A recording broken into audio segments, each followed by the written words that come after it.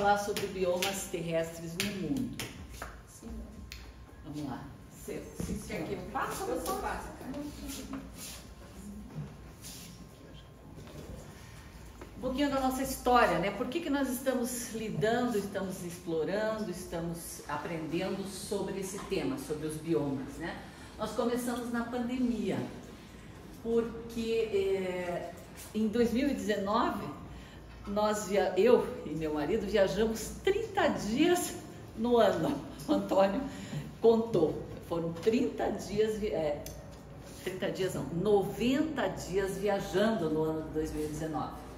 E por que eu estou dizendo isso? Porque daí na volta, as fotografias e tal, viajamos com a Marisa para o Amazonas, né? Viajamos, depois nós fomos para um congresso, meu marido tinha um congresso no Nordeste, fomos até o Nordeste, em Natal. Depois fomos visitar meu filho, que mora no Canadá, e depois fomos para a Rússia, básico, só isso, no segundo semestre de 2019. E daí na volta, 2020, pandemia, né? Início de 2020, pandemia. Na volta, eu vendo as fotos e tal, comecei a organizar o meu Google Fotos, com as fotos da viagem, muitas fotos, né? E aí vocês sabem, quando a gente entra na internet, as pessoas ouvem aí por aí, né? E comecei a receber mensagens por e-mail e flashes assim no Google dos biomas mundiais. E aí eu digo, olha, uma excelente ideia para a gente explorar no CEJART, né? Para a gente desenvolver no CEJART a vegetação dos biomas mundiais. Mas daí comecei uma pesquisa, coloquei na diretoria essa ideia e tal, comecei uma pesquisa sobre os biomas mundiais. Mas eu digo, não, acho que vamos devagar, né? Vamos conhecer primeiro o nosso entorno, né? E foi assim que nós fizemos. Nós estudamos primeiramente os biomas brasileiros, tá? E aí, junto com a Karen, nós dividimos a tarefa, né? Eu trabalhei com alguns e a Karen trabalhou com outros. E foi assim, vimos todos os biomas brasileiros. O Amazônico, a Mata Atlântica, a Caatinga, Cerrado, Pantanal e os Pampas, tá? E o bioma Mata Atlântica foi dividido em manguezal, restinga, mata de araucária e campos de altitude. Então, a cada palestra, a cada dia, né, que nós fazíamos as palestras online, né, pelo Zoom, nós abordávamos um desses biomas brasileiros. Esgotamos todos, vimos todos, né? E justamente todos esses biomas constituem o conjunto dos biomas terrestres brasileiros. Eu acho que há uns gravados no YouTube, né? Sim, não sei se todos foram gravados. Depois, no final da tua palestra, a gente vai fazer aquele exercício. Ah, sim, para nós. Então, a gente vai, com vocês, a gente vai entrar no YouTube, no CEJART e ver uma palestra, por exemplo. O que tem lá, assim, né, para vocês? vasculhar como é que a gente, tá? Como é que a gente chega na palestra. Tá? E por último, dias atrás, nós vimos com a Denise Lobo, né, o bioma aquático, só que daí em nível mundial, nível planetário, né? Pode passar. E hoje nós vamos ver, depois, né, de vermos todos, eu resolvi, juntamente com a diretoria, que a gente ia explorar um pouco os biomas em nível mundial, tá? Que são esses 8 aqui, de acordo com diversas classificações. Existe alguma diferença de terminologia entre um ou outro, principalmente os campos, né? São chamados de pradarias, são chamados de estepes, os outros têm o mesmo nome, tá? Essa classificação eu retirei do site coladaweb.com, tá? E nós vamos adotá-la a partir de agora, tá? Bom, eu encontrei algumas classificações, como eu disse, né, com nomes diferentes, mas sempre o mesmo, né, as oito classificações. E aí, que site utilizar, né? Porque a massa de informações é gigantesca na internet, ainda mais um assunto desse, né? De geografia, pode perguntar. Não queria interromper, mas eu estou curiosa. O Brasil, pela extensão continental dele, eu não entendo muito de bioma, mas ele teria floresta temperada, tropical e campos? Nós já vamos ver, Nós vamos ver os mapas, o mapa, a sequência, e vocês vão localizar o Brasil ali dentro de um mapa dos biomas. Acho que daí a gente compartilha com os países. Só que cada país, por exemplo, a Rússia, ela é entremeada por 2 biomas pelo menos, né? Mas existem as regiões menores ali, não diria micro-regiões, mas como no Brasil, por exemplo, né? Nós temos diferentes regiões com clima e relevo diferente, né? A gente vai ver na sequência um pouquinho. Mas então, o que eu queria dizer da massa de informações da internet e o que escolher, né? Como escolher, tá? Então, a gente tem que fazer uma crítica nas informações da internet. Eu encontrei um mapa ótimo, eu digo, vou utilizar esse mapa. Só que, olhando com mais apuro o mapa, a legenda do mapa estava trocada, estava invertida, quer dizer, já não senti firmeza no site, uma coisa tão básica, e estava com problema, tá? Pode passar, Karen, por favor. Bom, lembra o que é bioma? A cada bioma nós retomamos a definição, né? Tá? Existem muitas definições, mas uma que eu tirei também dali do site preparaenem.com, eles representam um conjunto de ecossistemas interligados. Tá? Trata-se de uma área em que há agrupamento relativamente homogêneo das características no lugar, né? Das características fitogeográficas de um dado ambiente, quer dizer, a vegetação e a geografia do ambiente, além da vida animal, né? Então ali, em outras palavras, em um bioma ocorre semelhança geográfica, né, de relevo, e também semelhança entre a vida animal e vegetal em toda a extensão daquela área, tá? Pode passar, Karen, por favor. A vida animal e vegetal em um bioma depende de vários fatores, mas um fator determinante é o clima, tá? Isso é uma coisa assim meio para a gente pensar, mas é meio lógica, né? O clima define a vegetação, né? O relevo define a vegetação e toda essa ecologia, né? Quer dizer, essa relação entre o desenvolvimento da vegetação e da vida animal tem relação direta com o clima. Nós vamos ver um filminho agora de uma professora que explica mostra também quais são os climas do planeta, né, da Terra, já que o clima é o fator mais determinante na constituição dos biomas.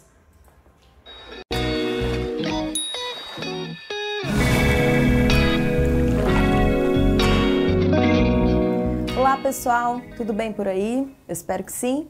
Eu sou Larissa Mesquita, sou professora de Geografia aqui do Brasil Escola e eu vim aqui hoje para falar com vocês sobre os climas do mundo. Eu acho que é conhecido de todo mundo, né, que no nosso planeta existem vários tipos climáticos. Cada lugar, dependendo dos fatores de influência, acabam tendo condições de apresentar um tipo climático específico. São vários fatores que influenciam nos tipos de climas do mundo.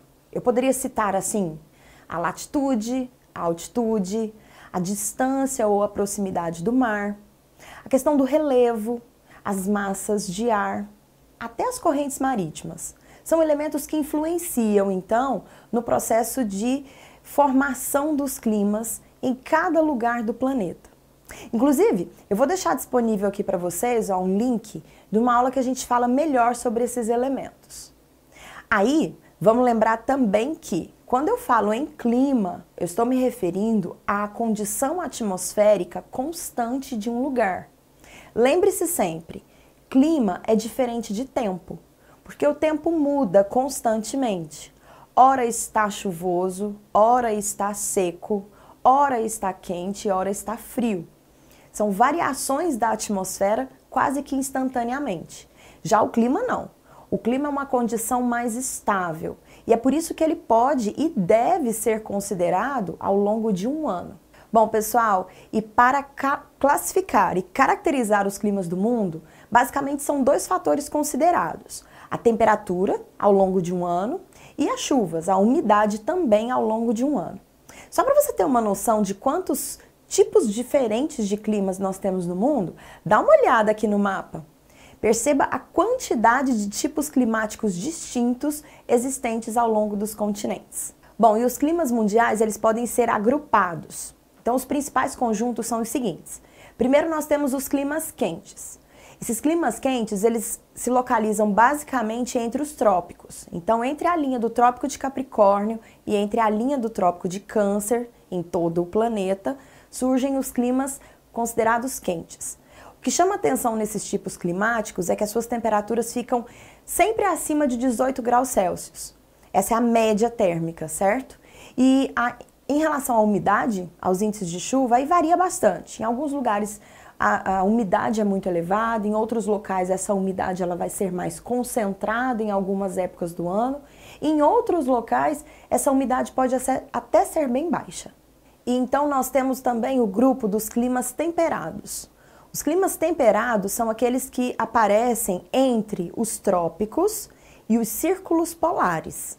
Então assim, ó, no hemisfério norte, entre o Trópico de Câncer e o Círculo Polar Ártico. Aqui no hemisfério sul, entre o Trópico de Capricórnio e o Círculo Polar Antártico. E daí o terceiro grupo reúne os chamados climas frios. Os climas frios são aqueles que aparecem nas altas latitudes, nas regiões próximas aos círculos polares, no hemisfério norte, no hemisfério sul e também no topo das montanhas. Bom, queridos, então eu vou destacar para vocês os principais tipos climáticos dentro desses três grupos, certo? Nos climas quentes, nós vamos destacar o clima equatorial. O clima equatorial é o clima presente aqui no Brasil, especialmente na região amazônica. Quais são as características do clima equatorial? Quente e úmido. As temperaturas médias ficam entre 24 e 27 graus Celsius, quer dizer, são temperaturas sempre elevadas. Praticamente não existe inverno nesse tipo climático. Inverno, quando eu digo inverno frio, certo? As médias térmicas, então, são sempre elevadas. A pluviosidade também é alta, chove bastante. Em geral, mais de 2.000 milímetros por ano. E uma outra característica marcante do clima equatorial é o fato de que não há muita variação de temperatura. Então, é correto afirmar que é um clima com baixa amplitude térmica, ou seja, a máxima temperatura e a mínima temperatura registradas ao longo do ano são bem próximas. Um outro destaque é o chamado clima tropical. Esse é bem comum no nosso país, certo? O clima tropical, olha o nome, tropical, vem de trópicos. É um clima muito encontrado, então, entre os trópicos, entre o Trópico de Câncer e entre o Trópico de Capricórnio. Esse clima ele se caracteriza principalmente pelas temperaturas elevadas ao longo do ano todo, né? Um clima onde os invernos não são frios, e as médias de chuva também são altas. Só que, em geral, essa pluviosidade fica entre 1.000 e 2.000 milímetros por ano. E o que chama atenção é que essas chuvas, normalmente, elas se concentram em uma época específica do ano, normalmente no verão. É o clima que caracteriza o Brasil, inclusive, né? Quando a gente diz que moramos num país tropical, é porque esse clima realmente é bem abrangente no nosso território. Chuvas mais concentradas no verão, normalmente inverno com estiagem e temperatura alta o tempo todo. Agora veja bem, um detalhe importante. Dependendo da distância do mar, da proximidade do mar, dependendo do relevo da região, o clima tropical tem algumas variantes. Então é possível você encontrar o tropical de altitude, o tropical litorâneo e o tropical continental. Eles vão apresentar uma ou outra característica um tanto diferente, mas em geral continuam sendo climas quentes, com umidade elevada, porém mais concentrada num período do ano. Um outro clima quente que eu não poderia deixar de destacar é o clima tropical semiárido. Esse clima, inclusive, ele é encontrado aqui no Brasil na região do chamado Polígono das Secas, região do sertão nordestino e do norte de Minas Gerais. Quais são as características dele? Temperatura alta, afinal de contas é um clima tropical, certo? Agora, o que faz ele diferente do clima tropical básico é o índice de chuva. São índices de chuvas baixos ao longo do ano, às vezes até longos períodos de estiagem. essas chuvas, né, essa pluviosidade, ela fica entre 300 e 800 milímetros por ano. Por isso o nome semiárido. Mas nunca confunda o clima tropical semiárido com o clima desértico. Porque mesmo tendo chuvas reduzidas, ainda essa umidade vai ser maior nesse clima se comparado a um deserto. Bom, e dentro do grupo dos climas temperados, surge exatamente o clima temperado. Clima temperado é aquele onde as 4 estações são bem notadamente verificadas ao longo do ano. Então, ao longo do ano, você realmente percebe a existência de um verão quente, de um inverno frio e da primavera e do outono funcionando ali como estações mais equilibradas. Esse clima, inclusive no Brasil, ele é encontrado na região sul, mas só também. O Brasil não é um país que está na região dos climas temperados, porque, como eu já disse anteriormente, esses climas eles são comuns entre os trópicos e os círculos polares. América do Norte, Europa e Ásia vão apresentar esse clima de forma mais intensa. 4 estações bem definidas, chuvas que também variam muito ao longo do ano. Em determinados lugares vai chover mais no verão, outros lugares chove mais no inverno. Em outros lugares até essas chuvas se mantêm equilibradas ao longo do ano. E a amplitude térmica vai ser muito grande, ou seja, a diferença entre máxima e mínima temperaturas registradas é grande. Por isso, né, chama muito a atenção os verões quentes e os invernos frios. Então, outros fatores acabam também interferindo na distribuição do clima temperado. Ele não é igualzinho em todas as regiões temperadas do mundo, não. Então, a proximidade do mar, a distância do mar, às vezes a altitude vai interferir, né, fazendo com que ou as temperaturas fiquem mais altas ou mais baixas, ou mais úmido ou menos úmido. Bom, e no conjunto dos climas frios? Nosso grande destaque é o clima polar. O clima polar é o clima que está nos extremos do planeta. Então, ele vai estar presente lá no extremo norte e aqui no extremo sul, né, nas áreas chamadas de polares, ou seja, próximas aos círculos polares. O que caracteriza o clima polar? Sem dúvida, baixa temperatura. As temperaturas durante o verão normalmente chegam a 10 graus Celsius apenas. E no inverno, dependendo da região, essas temperaturas variam de menos 30 a menos 50, imagine só. São verões curtos, são verões não quentes, mas menos gelados. Bom, gente, e um clima frio, muito parecido com o clima polar, é o chamado frio de montanha. Você já deve ter visto a imagem de uma montanha, por exemplo, com aquele gelo nas camadas mais elevadas, aquele gelo que nunca desaparece, mesmo no verão ele está lá. As temperaturas desse clima, o clima frio de montanha, são também muito baixas. Mas aí o elemento responsável por estabelecer essas baixas temperaturas é a altitude. Em lugares muito altos, as temperaturas são sempre muito baixas. Então, temperaturas negativas são extremamente comuns nos topos das grandes cadeias de montanhas do planeta. Na Cordilheira dos Andes, no Himalaia, nos Alpes, nas montanhas rochosas, a gente encontra aquelas paisagens cobertas por gelo, né, os picos das montanhas cobertos por gelo, justamente porque ali está o clima frio de montanha, próximo demais ao clima polar. Bom, pessoal, e para finalizarmos aqui esse grupo, né, dos climas frios, eu preciso falar do clima subpolar. O clima subpolar, acho que você já entendeu, é aquele que fica próximo ao clima polar. Seria assim uma área de transição entre o clima polar super frio e o clima temperado de 4 estações do ano. O grande diferencial do clima subpolar é que os verões são um pouco maiores, eles duram mais tempo do que os verões polares. E claro, as temperaturas tendem a ser um pouquinho mais altas. Eles atingem temperaturas negativas durante o inverno, mas os verões são menos rigorosos em termos de frio do que o do clima polar. Então, pessoal, espero que vocês tenham gostado e antes de ir embora, vou aqui, deixar outros convites para você. Curta esse vídeo, compartilhe com seus amigos, acesse os links aqui na descrição e corre para acessar as redes sociais do Brasil Escola, viu? Tá assim, recheado de conteúdo bacana para você. Tchau, tchau.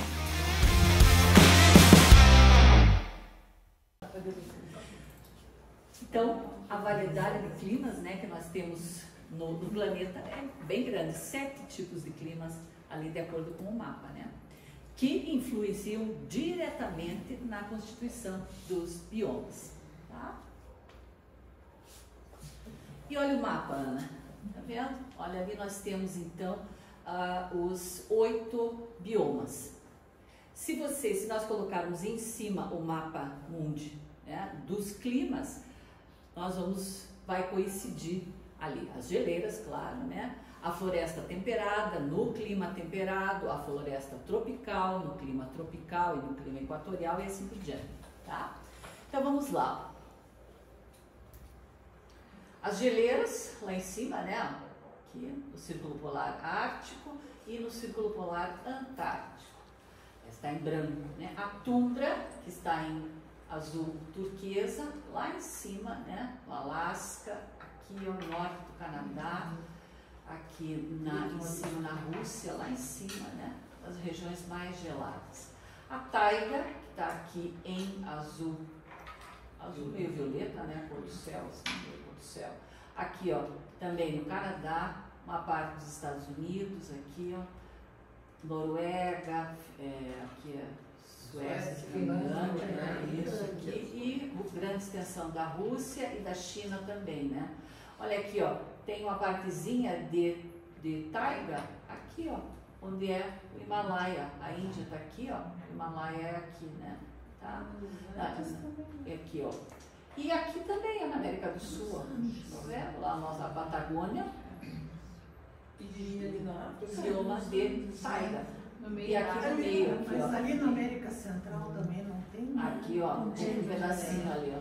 Né? Tá? Viu? Ela não está tão distante. Nossa. Depois, a floresta temperada em rosa, né? Aqui, ó. Tá. Também Estados Unidos, Canadá e aqui, essa pontinha aqui, não sei o que é, acho que é o povo do México. Flórida, é. Aqui, ó, Noruega e aqui Noruega, né? O Reino Unido, aqui, certo? Um pouco da China também, Japão, ó, tá vendo? Tem floresta temperada bastante aqui na China. E no sudeste da Austrália, tá? Aí nós passamos por uma floresta tropical, verde água, verde claro, tá vendo? Ó, aqui é o nosso Brasil, ó, Ana, viu? Tá vendo? Tá? Na Amazônia, tá? Alguma parte do Cerrado, Pantanal, também um pouquinho aqui, Mata Atlântica, né? Aqui no oeste da África, aqui exatamente o que tem aqui eu não lembro mais, mas aqui no norte da África, aqui, ó, essa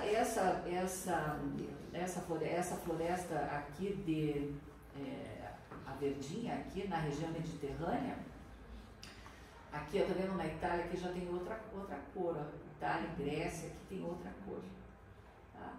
Há classificações que expandem isso e colocam ali a vegetação mediterrânea, aquela vegetação ali ao redor do Mediterrâneo, como uma vegetação característica, um bioma de vegetação mediterrânea, específico. Sabe? Então, há divisões ainda menores, né? Mas nós ficamos aí com essa, que eu acho que para nós aqui no CEJART é suficiente, para a gente viajar com a Marisa e saber onde a gente está pisando, né? Que relação que tem tudo isso com a jardinagem, vocês já vão ver. Mas é interessante a gente saber, né? Quero avisar as novas que nós já não ficamos só nesse tipo de discussão, nesse tipo de assunto, né? Nós vamos para a jardinagem propriamente dita, colocamos a mão na massa também, né? Tá? Mas é importante a gente saber um pouco disso para a gente entender toda essa ecologia, né? Toda essa... Porque isso influencia diretamente, né? Certo? Por que nós podemos ter plantas aqui tropicais, né? As europeias vão muito bem aqui, porque elas vivem muito bem naquele frio. Quando elas vêm para cá, elas vêm uma temperatura um pouquinho maior, crescem, um bom tempo, maior tempo de sol, né, do que lá no hemisfério norte, então elas se desenvolvem maravilhosamente aqui no sul. Por que a gente não pode comprar o flamboyant quando vai viajar? Né, Denise? É um pouco isso. E as as meninas que trazem sempre as sementes ficam naquela torcida, né? Para ver se vai brotar, se não. Brota, né? Mas não é a mesma coisa que lá, né? Nem as daqui raramente vão lá, né? Só com condições muito especiais, estufas e etc. Né? Depois, continuando lá, nós estávamos nos campos, ó, amarelinho, lá, a pradaria nos Estados Unidos, ali um pouquinho no Canadá, tá? Aqui no norte, América do Sul, ali lá, os nossos pampas aqui, ó, tá vendo?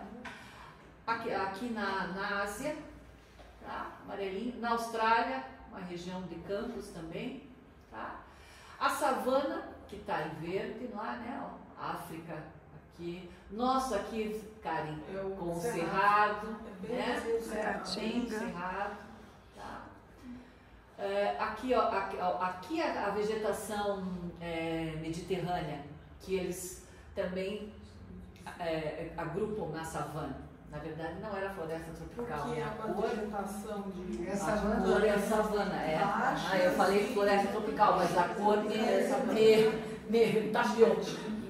Eu até fiquei assim, porque não tem nada de tropical onde a gente conhece. É verdade, desculpa. Espanha, França. Mais de acordo com o clima de savana, né? Tá?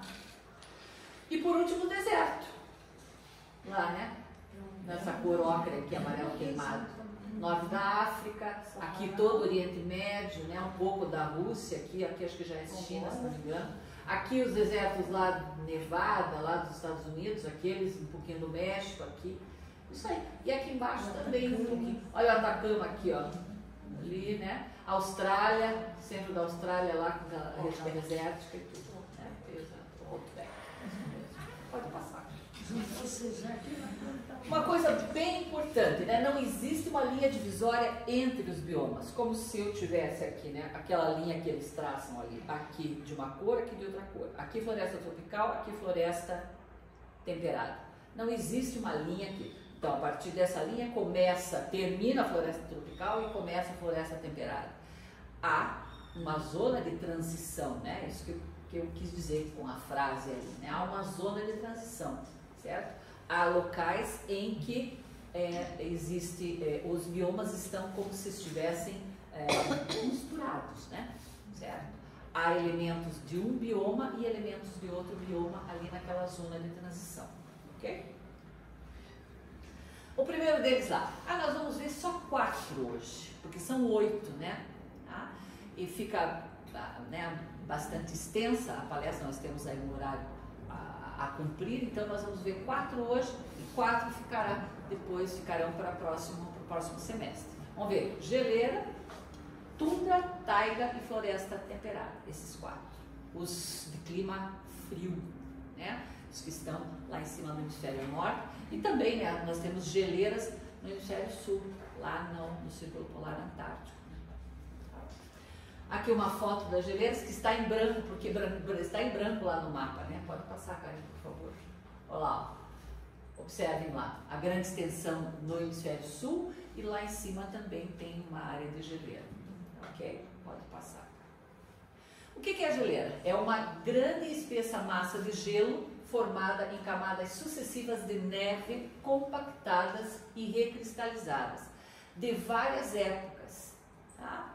Então, invernos, os verões não degelam praticamente, né? Chega o inverno novamente, a neve cai, acumula em cima daquelas outras camadas, recristaliza e aquilo vai aumentando, né? Certo? Agora nós já estamos aí com um outro problema, que é o aquecimento global, que não está dando conta, né? Quer dizer, os invernos não estão dando conta de ter o derretimento, né? Por conta da amplitude, da menor amplitude térmica, né? Maior número de dias com temperaturas, né, mais altas, né?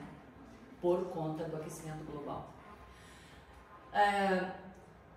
É dotada de movimento, quer dizer, as geleiras são dotadas de movimento e se deslocam lentamente em razão da gravidade, né? Relevo abaixo, né? Elas vão se movimentam de acordo com a gravidade. A gente vê muito nos filmes, né? Os documentários sobre a Antártica, sobre o Ártico, enfim, aqueles grandes blocos de gelo se movimentando. Tá? E no alto das montanhas também, né? As as avalanches, né? Muitas vezes. Tá. O gelo das geleiras é o maior reservatório de água doce sobre a Terra, tá? E perdem volume total de água apenas para os oceanos. Elas cobrem uma vasta área das zonas polares, como nós vimos, né? Ao norte e ao sul, e ficam restritas às montanhas mais altas nas regiões entre os trópicos, tá? Os Alpes, né, que estão ali entre os trópicos, né? Os Alpes, no Himalaia, nas montanhas rochosas, tá? Como a professora citou lá no vídeo. Pode passar, vai, por favor. Olha aí, uma foto de uma geleira numa montanha alta, né? Bem alta, de gelo eterno, né? Não sei o que, eu não lembro mais, mas não lembro mais. Eu dei o crédito da foto, com certeza, no final, mas exatamente qual é. Sim. Pode ser aquela coisinha em volta, mas com umas bolinhas ali, né? Gente, se vocês quiserem fazer alguma pergunta, interromper, fiquem à vontade, é só. Nós estamos aqui numa conversa, né? Podem interromper. Bom, a vegetação da geleira. Não se desenvolve vegetação da geleira propriamente, né? Devido ao não derretimento do gelo, certo? Mas ao redor, se vocês verem, né? A vegetação rasteira que aparece durante o degelo, tá? Volta lá na foto anterior, Karine, por favor, ó, ali ao redor ó, da geleira tem, né? Tem vegetação, certo? Porque essas montanhas, na verdade, elas não são... há poucas montanhas que são rocha pura, né? É uma mistura com as nossas montanhas aqui da Serra do Mar, não com o vigor da nossa vegetação da Serra do Mar, mas assim, né? Existem, por exemplo, aquele lá da Patagônia, lá, o Fitzroy, que é uma montanha de pedra, né? Ela é só pedra, certo? Então, de fato, não cresce vegetação ali, né? Tá?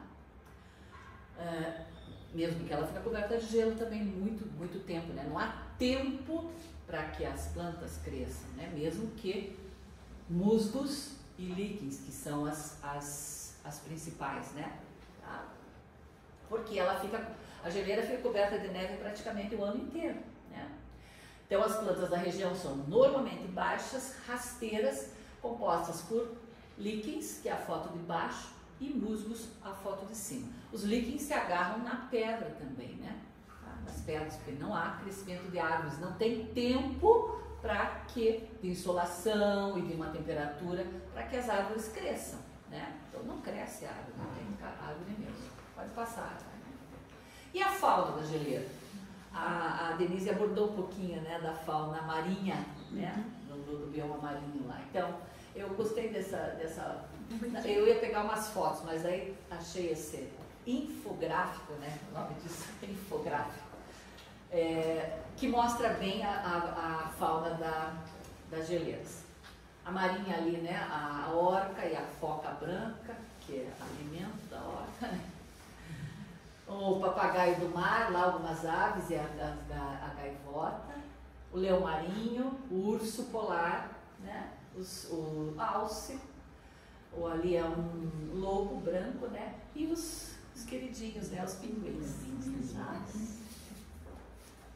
Pode passar, Carlos, por favor. E a tundra? A tundra é a que vem na sequência. Nós estávamos lá em cima, né? No Círculo Polar Ártico, agora vamos para a tundra, estamos descendo, né? No globo. Tá? Ela está no mapa mundi em azul turquesa. Olha lá uma foto da tundra. É o bioma no qual a baixa temperatura e estações de crescimento curtas impedem o desenvolvimento de árvores. Então também não tem árvore na tundra, porque não há tempo, né, hábil de insolação e de um tempo que não esteja nevando, né, para que as árvores cresçam. Tá? Tem o clima, a tundra, né, tem o clima em que pelo menos um mês ao ano apresenta a temperatura média o suficiente para derreter a neve. Então derrete a neve, porque a temperatura pelo menos uma vez, chega a 0 grau. Então, né, um determinado período, e aí então a neve derrete.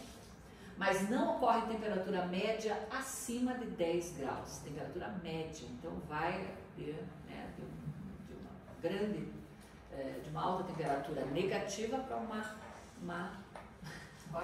baixa temperatura positiva. Né? Tá? Pode passar, Carmen, por favor. Olha lá no mapa, lá, vamos ver de novo o mapa, para a gente localizar. Está lá em cima, lá, Alasca, Canadá, lá em cima, aqui não lembro o que é. Mas enfim, aqui também, né? Toda essa parte aqui. Tá? Pode passar, Carmen. A vegetação na tundra. Olha que bonitinha essa foto. Tá? Uma foto com bastante sol, né? O que, cara? Campos de Branca de Neve. Sim, se a gente for pensar, essas histórias que nós importamos, elas são, vocês vão ver lá a Jornada nas Estrelas, não, Guerra nas Estrelas lá, é bem aquilo ali, né? É aqui os campos dos nossos contos de fada, lá, que foram importados, né, que nos contaram, sei lá.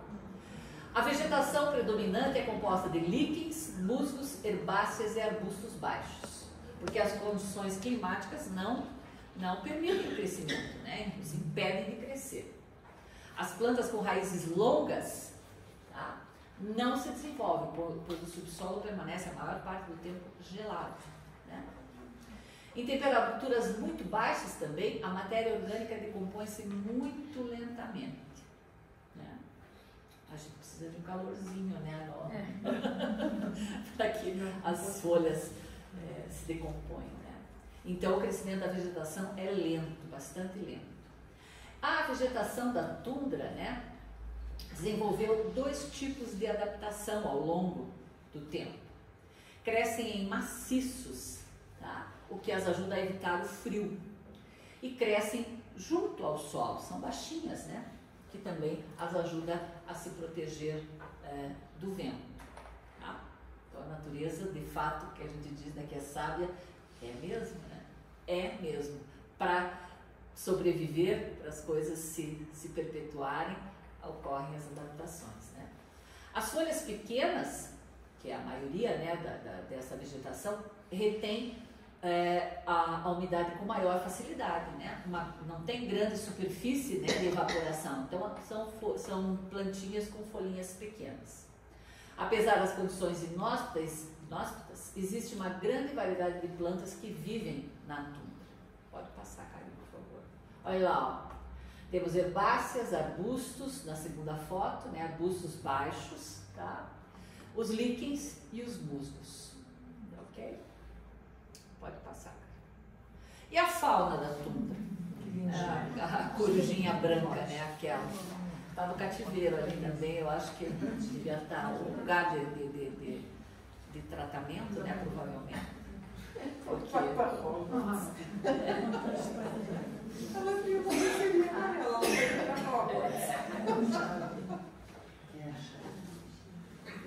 E aqui, olha os outros animais. Aquele ali de cima à esquerda é o boi almiscarado. Fui apresentada a ele agora, durante as minhas pesquisas, não conhecia, não sabia. O urso pardo, né? A reninha lá, bonitinha, com aqueles chifrinhos dela. A lebre, né? E o lobo e o alce. Tá? E existem também aves e peixes, né? Certo? Insetos também, né? Peixes de água gelada, né? Como truta, salmão, né? As coisas gostosas é cara, né, cara? Insetos e aves também. Passa, Caio, por favor.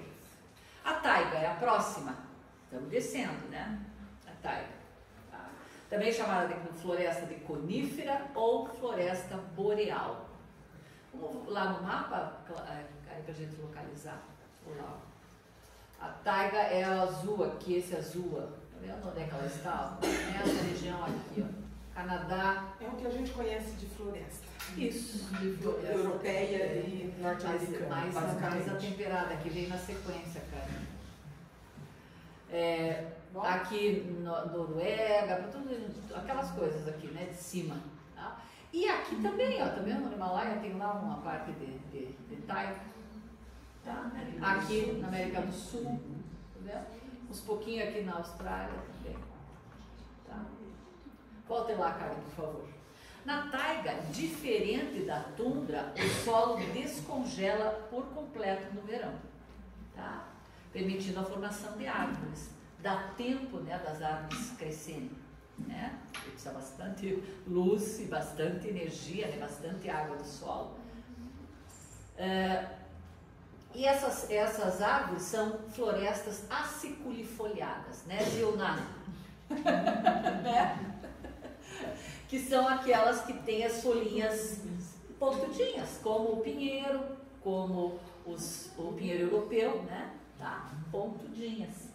No verão, a migração de animais de grande e médio portes, que migram da tundra para a taiga, né? Que clima mais ameno, tem mais abundância de comida, né? Tem as nozes, as nuts de todas as árvores aí, né? Que caem, então muitos deles migram para a taiga. É uma região seca, na qual as formas de vida vegetal são laríceos, fui também apresentado aos laríceos, ábidos, pinheiros, que estão adaptados ao clima frio. Também ocorrem algumas árvores de folhas largas, como os vidoeiros, as faias, sorveiras e salgueiros. Vamos ver a carinha delas por aí. Pode passar, carinha. Olha lá, ó. Esses são os laríceos, tá? Meio parecido com aquelas árvores que tem, parecem aqueles pinos, né? Que tem na região ali do Mediterrâneo, não parece? Os hábitos, que eu não sabia o que eram hábitos são aquelas árvores. Nunca vi com acento, achava que era aberto. Eu sempre achei que era aberto. É proparoxito, né? Eu sempre, ali na internet com acento, então. Eu sempre vi nos romances que a gente conhece muito essas árvores, né? Quando a gente lê aqueles romances russos, Exatamente. mas eu sempre achei que era aberto. E são as árvores de Natal. A maioria estão vendo ali, ó? Só que essa está ali num campo de plantação de árvore de Natal, né? Essa está na natureza. Eles plantam e daí as pessoas vão lá e cortam, né, a sua árvore, levam para casa e tal.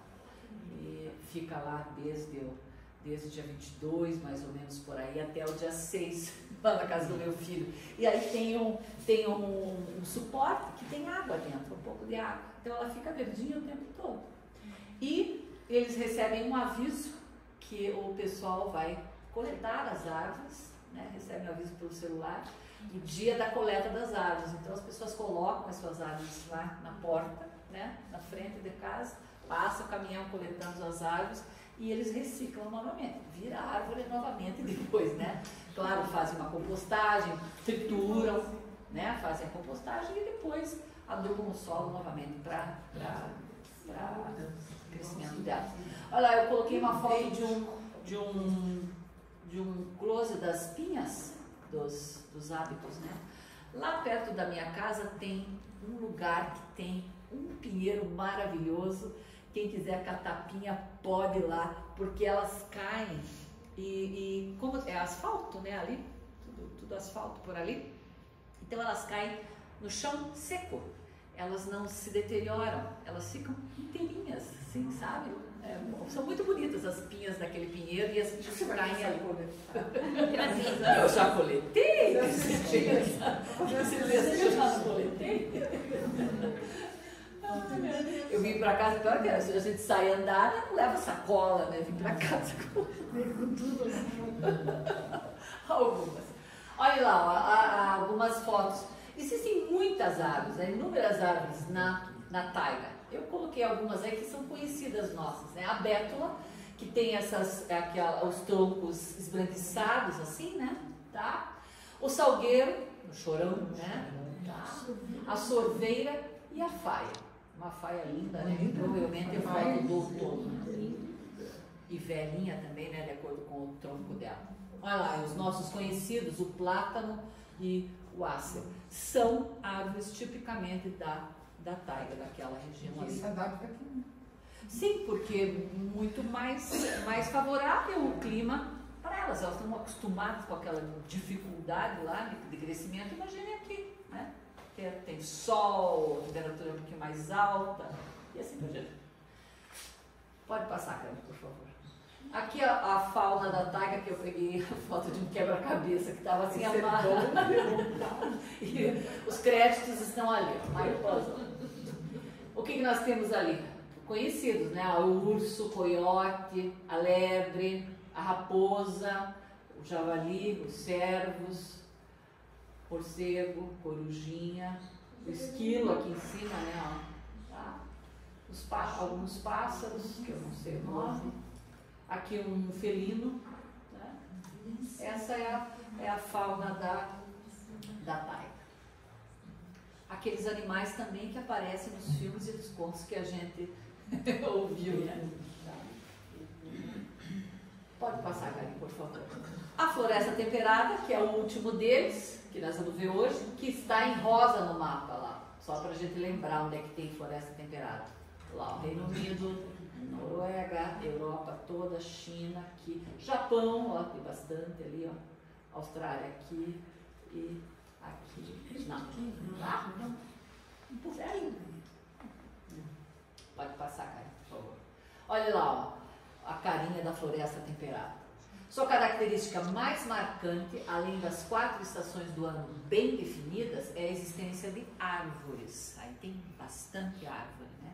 Tá? Como o carvalho, os bordos, as faias, as nogueiras, etc. Cujas folhas caducam e caem. Lá na taiga, pouca vegetação, as folhas não caem, porque são as coníferas, né? Conífera não perde folha. Tá? A neve cai, elas suportam a neve derrete e elas ficam ali. O máximo que elas podem é, como a Karen faz.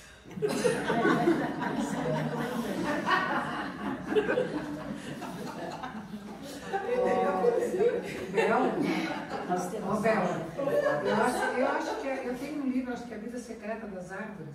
Eu acho que vai ser. Sim, já ouvi falar. Ele fala bem de cada árvore, que é maravilhoso, né? É. Como que elas sobrevivem meio essas. Eu descobri assim duas ocasiões da minha vida. Quando eu me mudei para Maringá, que eu sempre morei em Curitiba. Sou daqui, nasci aqui, sempre morei em Curitiba.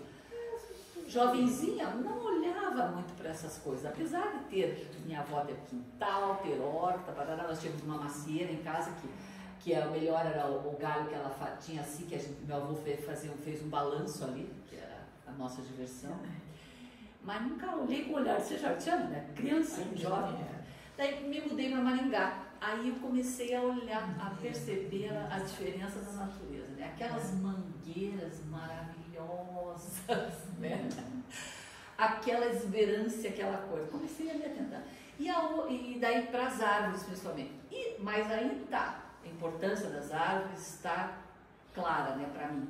Mas daí voltei de Maringá, fui morar na minha casa, 30 anos na minha casa. Aí saí da minha casa, minha casa com árvores, muitas, não tinha um terreno como o da Margareta, o terreno era um pouco menor, pequeno, mas tinha árvores, né? Eu plantei, meu pai plantou, plantei junto com ele, né? Mas agora, aí há 6 anos, eu mudei para o apartamento. E aí e eu não estou no 30º andar, mas eu estou no 6º andar. Eu estou acima da copa das árvores. A umidade não é a mesma. Logo acima das árvores, a umidade fica para baixo delas. Certo? Certo? Por isso também que eu tenho aquela secura lá. Entendeu? Não é só o ar-condicionado. Não, eu nem tenho ar-condicionado. Você tem que mudar de Mas percebem como a gente vai assim, se antenando para as coisas. Até no formato, estava nesse livro. Uma vida, das né? Uma agulhas, pena que é uma vida. das agulhas que você estava falando nos pinheiros, nesse livro, ele explica, né, para elas aguentarem o peso do gelo. Sim. É maravilhoso, né? Porque elas têm uma sabedoria, né? É uma coisa incrível. Também Uma adaptação, né? Eles têm um óleo que não Congela, por isso que ele não muda a cor. E as próprias- Ele as está próprias- com toda aquela neve em cima e ele está perfeito, né? Trabalhando. Porque ele circula, né? Assim. Sem dúvida, sem dúvida. Ela só se movimenta, né, internamente no inverno. Nós vamos chegar lá. Além das árvores, há outras espécies mais próximas do solo, né? Essa floresta foi bastante devastada pelos seres humanos, sendo substituída principalmente pela agricultura. Tá? O que se plantou nessa região aí? Trigo, né? Que a maioria da população mundial precisa, né? Então, milho, né? Certo? Então, coisas da modificação da vida do homem, né? Isso aí É o que nós lugar onde a gente se estabeleceu. Exatamente. Tiramos as árvores e pusemos A lavoura. Também, né? Também. Olha ali, duas fotos da floresta temperada. No verão e no outono. É a floresta na qual as folhas, as árvores pintam as folhas, né? Certo? Pode passar. Olha lá, ó. O clima é temperado, como a professora falou lá, com 4 estações bem definidas. Tá? Na primavera há muito sol. No verão a vegetação aumenta de tamanho e, né? Certo? No outono, o calor e a umidade podem ser elevados. As secas são raras e não muito severas. É no outono que acontece o fenômeno mais característico da floresta temperada. As plantas caducifólias, que são aquelas que perdem as folhas, ganham uma coloração dourada ou amarronzada nas folhas, né, que depois caem no inverno. O que acontece? No inverno, as árvores armazenam suas energias, água e nutrientes, né, tirados das folhas, certo? Fazendo-as cair. Para onde que vão essa água, esses nutrientes? Vão migrando, né, do caule das folhas para o tronco e para as raízes. Né? Tá? O solo dessas florestas é muito rico em nutrientes, devido sobretudo ao processo natural de decomposição das folhas, nós já vamos falando, né? Que vai enriquecendo o solo. A acumulação de matéria orgânica dá-se sobretudo nas primeiras camadas, nas primeiras camadas do solo, que possuem, portanto, uma coloração mais escura. Tá? A vegetação das florestas temperadas é variada, existindo desde coníferas até árvores com folhas largas, que perdem essas folhas, né? Embora predominem as árvores, existem também arbustos e herbáceas. A cobertura vegetal pode apresentar até 4 estratos, 4 camadas, né? Abrangendo desde grandes árvores, como as sequoias, até plantas rasteiras. Tá? Então as árvores perdem as suas folhas durante o outono e inverno. Tá? Essa queda está associada a uma adaptação das plantas na defesa contra a seca fisiológica. O que é isso? Uma vez que no inverno, que dura cerca de 3 meses, é bastante rigoroso, né? E pode congelar o solo. Então as árvores começam, como eu disse, né? Elas começam a adquirir uma coloração que vai do vermelho ao castanho, passando pelo alaranjado, dourado e cobre. E é muito bonito de ver porque cada uma está num tempo, né? Certo? Cada árvore está funcionando no seu ritmo. Claro que existe a estação que é geral para todas, né? O outono, mas cada uma está no ritmo. Então uma está mais clarinha, a outra está um pouquinho mais escura, a outra já está no processo mais adiantado e assim por diante. Tá? Aquilo que eu disse, né? As árvores começam a transportar nutrientes das folhas e dos galhos para os caules e as raízes, onde ficam armazenados durante o inverno, né? Por isso que as folhas caem, né? Os nutrientes saem das folhas, elas morrem praticamente, elas ficam desnutridas e caem, né? Criando uma espécie de reserva de nutrição para suportar o inverno frio e seco. Esse que é o movimento. Tá?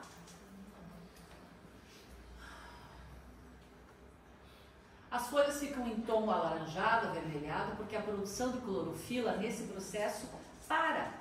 Tá? E as moléculas de clorofila restantes ali, né, começam a se desintegrar. A clorofila que dá coloração verde, né, para as folhas. As moléculas começam a se desintegrar, dando lugar a outros pigmentos, como a antocianina, que é um pigmento, tem uma variação, né, desde o laranja até o vermelho, o cor de vinho praticamente. Né? Isso acontece no outono e no inverno até agora, né, o que eu falei. Na primavera, a árvore utiliza esse acúmulo de nutrientes para constituir novas folhas. Começa tudo a brotar novamente, né? Certo? E o processo de fotossíntese se inicia novamente, por meio das folhas. Por quê? Na primavera começa a ter sol, né? E o processo de fotossíntese, o que é? Olha ali, ó. Novamente, o esqueminha. O que é? A folhinha, né? Aqui já está verde, né? Mas ela estaria, digamos assim, alaranjadinha, né? Com o gás carbônico do ar, tá? A água que está armazenada no caule e no tronco, e a água também da umidade, né? Das chuvas e do ar mesmo. Essa combinação, né, de gás carbônico com água vai produzir o açúcar, que é o alimento da planta, né? E ela vai liberar oxigênio, tá? Tem a ação da luz solar também, né? Por isso que eu disse que acontece na primavera, né? Há que se ter sol, tá? A fotossíntese é uma reação um pouquinho mais complicada, né? Ela tem duas etapas, mas não vamos entrar nesses detalhes aí. Mas para vocês, para a gente entender aqui, isso aí tá bom. Tá? Então esse processo recomeça. Tá? No outono e no inverno, os nutrientes vão sendo armazenados, né, e migram para o caule e para as raízes. E quando começa o período de sol, a clorofila começa a ser produzida e por meio da fotossíntese. Dessa reaçãozinha ali, do gás carbônico do ar, tá? A umidade do ar ou a água que está armazenada, né, nos caules e no tronco, forma-se por meio de uma reação química ali dentro, bioquímica ali dentro, forma-se o açúcar, que é aquela molécula grandinha ali, que se traduz em energia para a planta, né, e libera o oxigênio. É um processo que as plantas fazem sempre, né? Tá? Essas, no caso, fazem mais nas estações da primavera e no verão, né? As plantas da floresta temperada. Pode passar, por favor. Como há muitas árvores que constituem um ambiente de meia sombra, há o crescimento de arbustos de meia sombra, né? Na parte de baixo também. As folhas caem e cobrem o solo com espessa camada de matéria orgânica, no outono e no inverno, né? Que permite o desenvolvimento de musgos. Então, nós temos os diferentes estratos também, né? A floresta temperada caracteriza-se pela presença de várias espécies de árvores, como olmeiro, faia, nogueira, plátano, ácer, choupo, álamo, freixo, cerejeira, tilha, carvalho, pinheiro e cedro. Algumas aí, né? Tá? Passa lá, Karen, pra gente ver. Então, ali em cima à esquerda tem um olmo, embaixo aqui é uma nogueira, ali é um choupo e lá são os álamos. Querem ver álamos bem bonitos? Ali no Parque Barigui tem, do lado do Grupo Escoteiro São Judas Tadeu, tem uma casa que tem uma fileira de álamos na frente. As folhinhas fazem assim, a coisa mais bonitinha deles. Eles já estão bem grandes, bem altos e são álamos plantados ali. Ali a primeira, eu não lembro o nome dela, mas ali no meio são cerejeiras, lá em Washington, né? Estão reconhecendo ali. E à direita, o que é a direita?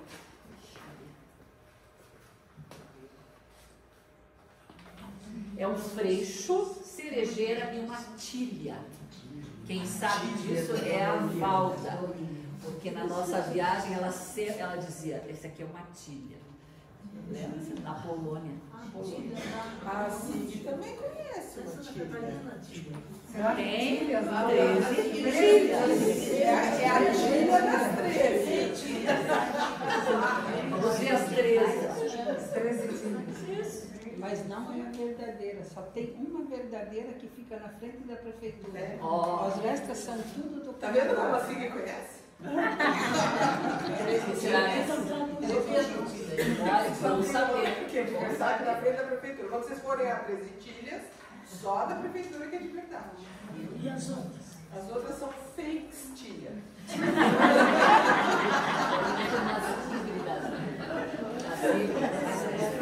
As 13 tilhas, Mas elas acertam para você não passa mas são as outras. Existem duas verdadeiras europeias e do Canadá. Viu? Muito bom. Essas árvores não dão aqui, né? Canadá. Tipo um freixo, show. Eu acho que não. Eu não sei se.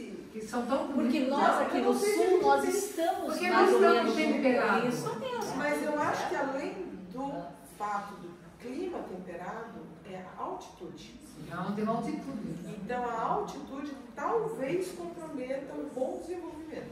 Talvez, não tenho certeza. Porque, por exemplo, Lá no mar. pêssego, por exemplo, é acima de 600 metros. Para baixo de 600 metros você não produz pêssego, mesmo que tenha clima frio.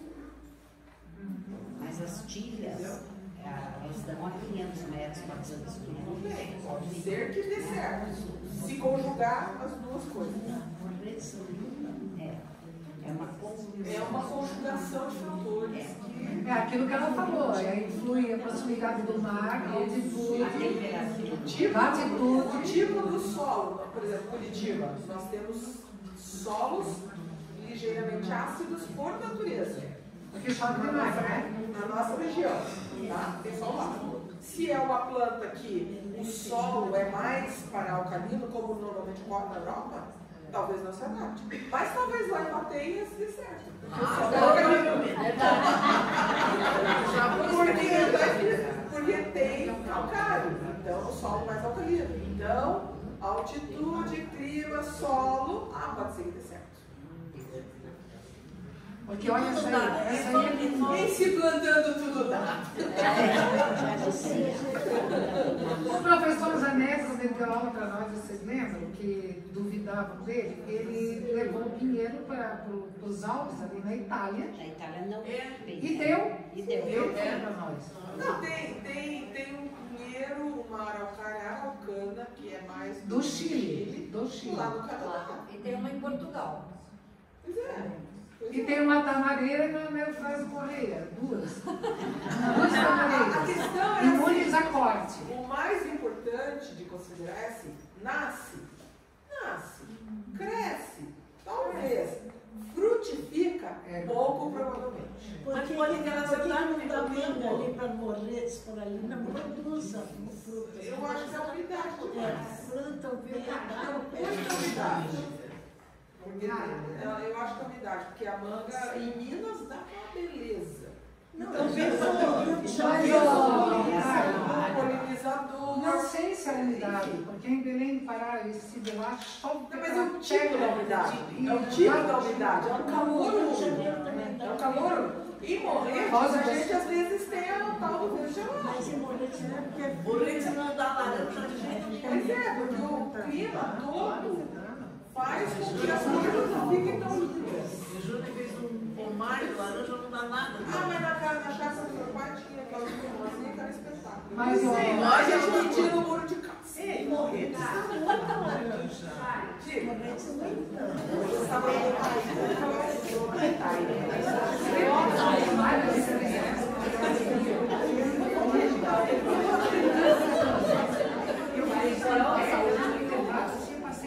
Olha lá, ó, na floresta temperada também tem o carvalho, né? Os carvalho. Essa cena aí me lembra o Forrest Gump, o filme, né? Aquela entrada da casa onde ele morava, tinha diversos carvalhos ali. Tudo importado de lá, porque é de lá, né? É do hemisfério norte. É do norte, é da floresta temperada, o que nós estamos estudando. Mas sabe que o meu filho mora no Texas, no jardim dele deve ter Não, o dele uns tá 3. E é seco. perto, o dele E tá é perto. cheio de carvalho. Tem carvalho. Mas Tem esquilinho, tem as nozes. Olha lá, cara, pode passar mais uma. O último, eu digo, e olha aqui a fauna lá, tá lá o esquilinho lá. O esquilinho, a coruja, o panda branco e preto, o panda vermelho, o urso, a raposa, os felinos. Gente, coruja não. Certo? E insetos e aves e peixes nos rios também, né? Que na verdade eu não. Tinha uns infográficos bem interessantes da floresta temperada, mas eram muito pequenininhos, porque são muitos animais, muito mais, em maior número do que os da geleira. Tá? Com certeza, com certeza. E é isso. Aí são as referências que eu utilizei, os créditos também ao Wikipedia, ao Pixabay, né, que nos ajudam bastante com as fotos. Ok? E é isso, meninas. Muito obrigada.